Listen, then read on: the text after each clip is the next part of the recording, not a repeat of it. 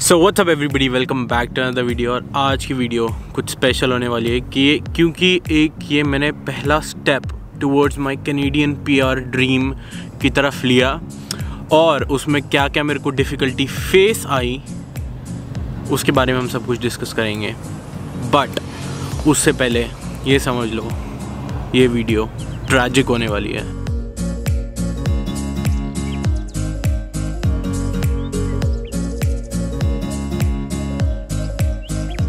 तो चलो शुरू करते हैं। तो कुछ टाइम, आज से कुछ 1 से 1.5 महीने पहले मेरे साथ क्या हुआ, मैं ऐसे ही ऑनलाइन सर्च कर रहा था and I was looking for some IELTS dates.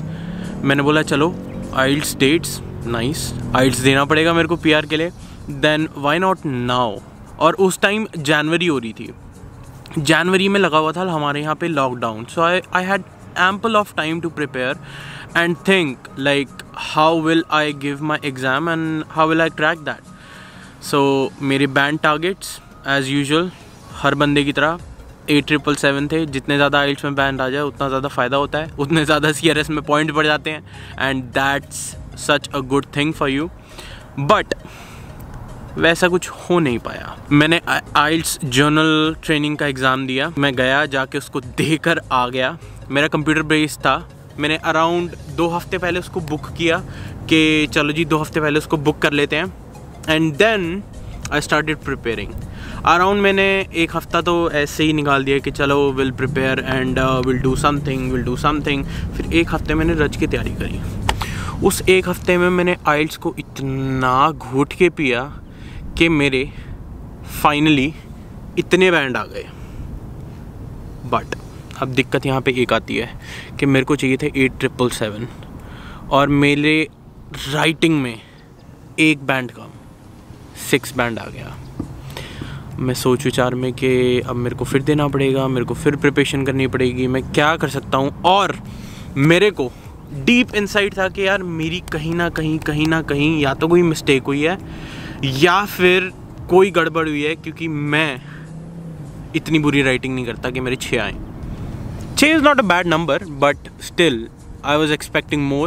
I was expecting 7. 6 is not at all a bad number. जिसके आ जाते हैं he is more than happy. बहुत लोगों के नहीं भी आ पाते।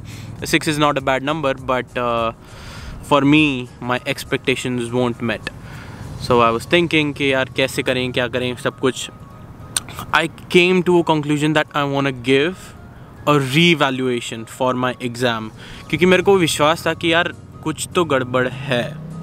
मैंने रीवैल्यूएशन दिया, विद इन 1 हफ्ते मेरे बैंड्स बढ़ गए और उन्होंने मेरे से अराउंड $250 लिए थे, जो कि ऑलमोस्ट एक नए एग्ज़ाम देने के बराबर है। मैंने $250 दिए और उन्होंने बोला अगर आपके मार्क्स बढ़ गए will refund you $200 and $50 will be administration charges and what not, और अगर नहीं बढ़े will forfeit your $250 and you will not be getting any refunds or returns. उसके बाद क्या हुआ? उसके बाद मैं बहुत ईगरली वेट करने लग गया। वो 1 हफ्ता के मेरे एग्ज़ाम का रिज़ल्ट फिर से आएगा। मैंने रिकन्सिडरेशन दी है $250, not a small amount of money that I just let it go. तो मैंने सोचा कि यार अगर बाई चांस मेरा नहीं आता बढ़ के, then what I have to do. मेरे पास इतना टाइम है कि मैं फिर से दोबारा आइल्स दे पाऊँ और सब कुछ कर पाऊँ। And I figured that yeah we can get that done, we can squeeze it, not a problem. तो बट मेरे को 1 हफ्ते बाद ईमेल आई, congratulations Lovraj Tyagi, your IELTS band has increased. मैं खुश, मैं क्या चलो 7 का क्या पता 7 हो गए हो, क्या पता 6.5 कुछ बड़ा होगा। सो आई वॉज हैप्पी फर्स्ट कि मेरे को अपने पैसे रिफंड मिल जाएंगे $200, $50 चली भी गए तो नॉट अ प्रॉब्लम। और मेरे 6 बैंड से 6.5 हो गया। अब it was a mixed feeling कि यार मैं खुश हूँ कि दुखी हूँ कि भाई मेरे इतने नंबर बढ़ गए, या मेरे को मेरी जो अचीवमेंट टारगेट था वो नहीं आया। And I was kind of mixed feeling कि ये सब कुछ मेरे को दोबारा देना पड़ेगा। तो इन द कंक्लूजन मेरे को आइल्स का एग्ज़ाम अभी फिर से देना पड़ेगा। एंड पिछली बारी मैंने थोड़ी प्रिपरेशन खुद की थी और कुछ एक्सपर्ट गाइडेंस भी ली थी।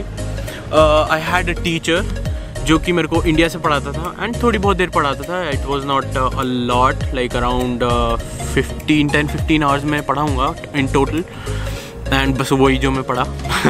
एंड उसके बदौलत 6.5 and 8.5, 7.57, it's a good number. It's a really good number. I wouldn't have achieved that without help of the teacher. But मैं ये कह रहा हूँ, आपके टारगेट्स जो आप तय करते हो, अगर वो नहीं आई ना, देन दिल पे दुख होता है यार. और जो मेरे को उस टाइम हुआ, क्योंकि it was a good number but it wasn't sufficient for my goal. तो अब मेरे को फिर से दोबारा से IELTS एग्ज़ाम देना पड़ेगा एंड अब देंगे. It is what it is. So thank you for watching this video. मैं एक अपडेट दे रहा था कि ये IELTS का सिस्टम मेरे पास चल रहा है, और yeah I am super busy with my work. Hopefully see you in the next one.